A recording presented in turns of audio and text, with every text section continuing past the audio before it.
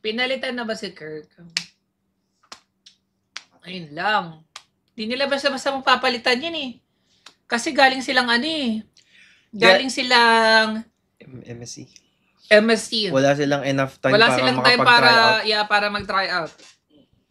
Kasi di ba kakapost lang kahapon or kanina?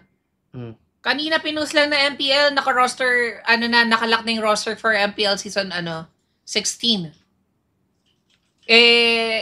Kakauwi lang ng Onyx. Tingin mo may time sila to look for substitute. Unless galing din sa Onyx. Kasi si Ryota nag-my day. LF, niremove na daw siya sa Onyx ID. So, hindi malabo na na kumuha sila ng 6-man for XP. Pero si Kurt pa ang problema. Parang hindi ko naman masabi na si Kirk yung sobrang problema doon.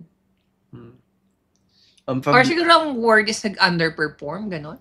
Si Kirk ba nag-underperform?